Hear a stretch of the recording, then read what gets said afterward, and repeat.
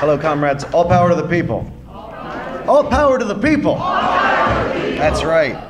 I am really honored to be here with so many. It's just great to be in a room of so many freedom fighters.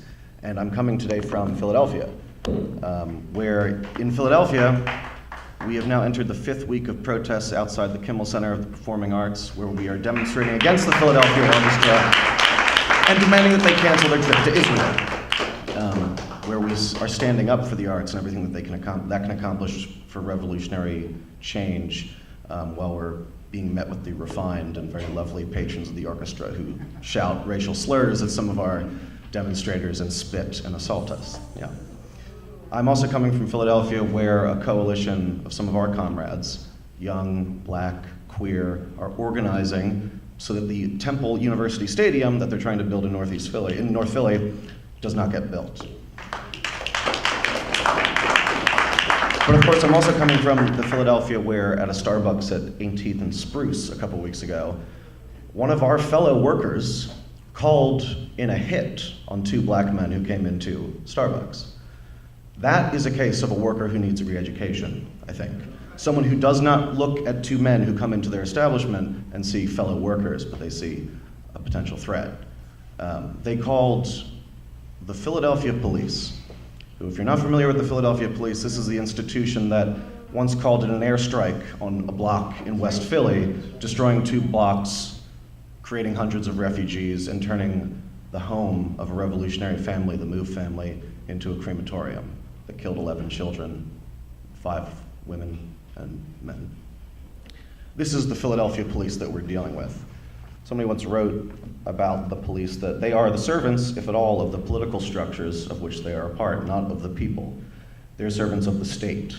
They are an armed force organized to protect the interests of the established and those who own capital. And that was, of course, written by Mumia Abu-Jamal, who had a hearing on Monday. And the prosecutor, Larry Krasner, continues to block any attempt at us getting justice from Mumia Abu-Jamal. Don't listen to what you hear about him in the media, of course. He's our progressive grassroots prosecutor, and I say there's no such thing as a good cop, there's no such thing as a good prosecutor either. I'm here to talk to you about mass incarceration, which is a term that actually appears in Marx, in 18th Brumaire. I don't know German, so I can't pronounce it, but he uses a phrase that can be translated as mass incarceration. But today it sounds more like an officer-involved shooting or another one of those heinous euphemisms. So what is mass incarceration? It's when armed agents of the state go into an oppressed community, a colony, kidnap people, put them in handcuffs, which is to say in chains, and then put them behind bars, which is to say put them in a cage.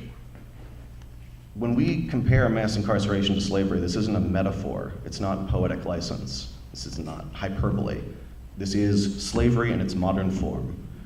And so what did Marx say about slavery? He said, in the United States of America, every independent workers' movement will be paralyzed so long as slavery disfigures a part of the republic.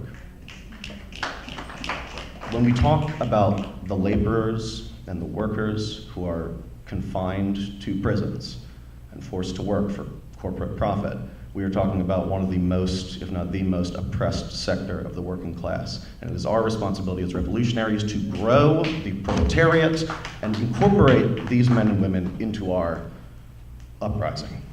I'll end by saying that actually in New York on May Day, a great part of the demonstrations where the column of marchers walked past a correctional facility. And one of the chants were, "You are not alone." I first saw this in that tactic in Philadelphia, where we marched past a correctional facility and we were chanting, "You were not alone." And looking up at the building, those tiny slit windows in those prisons like that, the lights started flashing on and off. They heard us. They said, "Message received. We are not alone."